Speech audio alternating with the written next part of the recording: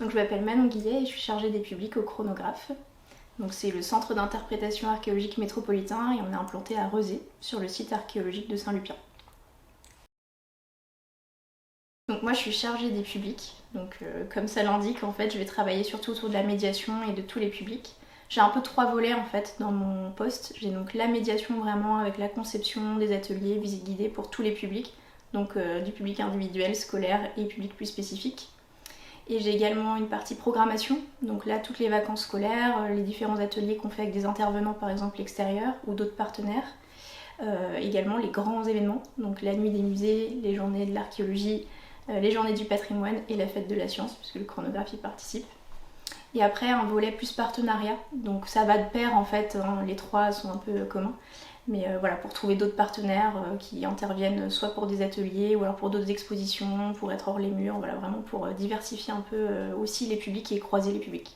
Et du coup, donc en plus de ça, j'ai la coordination de l'équipe de médiation, puisqu'on a à peu près 3 médiateurs en fonction des périodes qui nous aident à vraiment faire les médiations face publique. Et du coup, moi je suis un peu plus en retrait, je vais plus être dans la conception et puis aussi sur des gros projets, par exemple de malle pédagogique ou alors revoir l'accessibilité du bâtiment.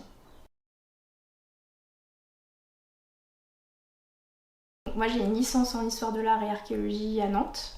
Et après j'ai fait un master à Rennes qui est en gestion et mise en valeur des œuvres d'art, objets techniques et ethnographiques de son petit nom Magénie, qui du coup forme vraiment à tout ce qui va être la gestion et la mise en valeur très large au niveau patrimonial.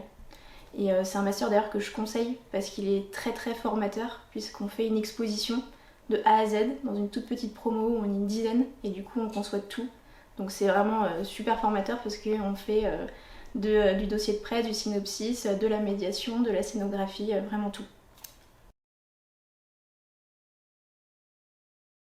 Donc du coup il n'y a pas forcément de journée type, ça va être super varié, mais en gros comme moi j'ai beaucoup un métier plutôt de conception, je suis quand même beaucoup derrière un bureau, faut quand même le dire, donc ça va être beaucoup d'organisation et constituer en fait tous les dossiers administratifs aussi, les différents marchés publics qu'il faut faire pour certaines actions. Donc voilà, c'est se former à tout ça aussi et c'est aussi la réalité. Et c'est moins du face public, donc c'est un autre métier.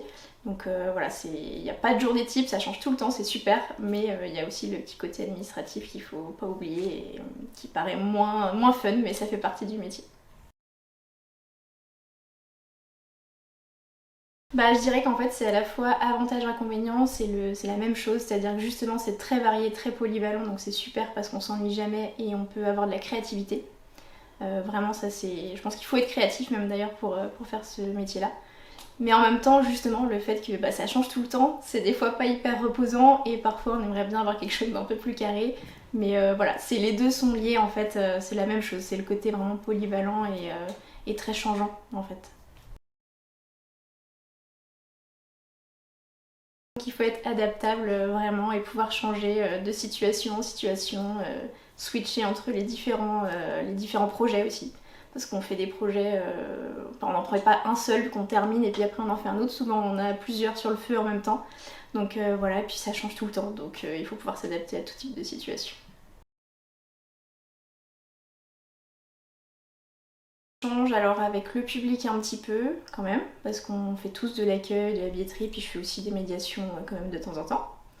Après ça va être beaucoup de partenaires extérieurs, donc soit institutionnels, soit associatifs, voilà, ou des intervenants, des artistes aussi parfois, parce qu'on fait pas que, on va pas que forcément vers des spécialistes de l'archéologie, on essaie aussi de diversifier. Et puis sinon des partenaires internes, donc à la métropole, puisque donc nous on est un équipement de la métropole, on est au sein du service de la direction du patrimoine et de l'archéologie, donc forcément je suis en lien avec mes collègues de cette direction-là, et notamment le pôle archéologique aussi, donc tous nos collègues archéologues. Voilà. C'est vrai que moi j'ai su assez tôt que je voulais aller en histoire de l'art et en archéologie, donc ça c'est un peu une chance et ça m'a vraiment beaucoup plu. Et en fait au début je voulais vraiment travailler plutôt dans les expositions principalement, parce que je trouve qu'on est le nœud entre le public et le musée, la conservation, on est un peu central. Puis j'ai fait un peu évoluer mon projet professionnel aussi par mes expériences de médiatrice. Et c'est vraiment ce qui m'a plu, c'est le côté... alors il y a évidemment la transmission dans la médiation, mais il y a aussi vraiment le côté créativité que je trouve qu'on met pas forcément en avant souvent dans les milieux du patrimoine, mais en fait je pense que les gens sont souvent très créatifs et ont envie de partager. Donc voilà, l'histoire de l'art, l'archéologie, le patrimoine au sens large, et le transmettre, ouais, c'est ce qui me plaît, voilà.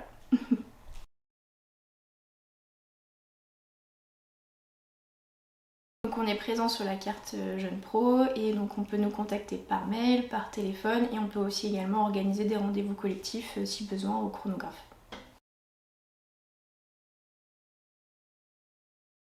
Je dirais 2 conseils. Il y en a un, c'est persévérer parce que c'est souvent difficile quand même de faire sa place et de trouver voilà, un poste aussi pérenne. Il faut quand même aussi parler de la réalité. Donc persévérer et puis faire du réseau. Voilà, je pense que ça c'est un peu c'est incontournable si on veut travailler dans la culture ou le patrimoine. Et justement avec Jeune Pro, c'est ça le côté positif. C'est qu'on peut avoir un réseau sans avoir des connaissances en fait. C'est pas un réseau familial, voilà, c'est un réseau qu'on se construit vraiment professionnellement avec son expérience.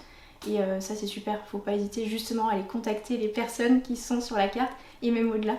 Parce que souvent on est quand même très content de répondre aussi aux jeunes en fait. Alors on n'a pas forcément le temps de répondre à tout le monde mais on essaye et ça nous fait plaisir en fait aussi de partager voilà, ce que nous on aurait bien aimé connaître aussi quand on était plus jeunes.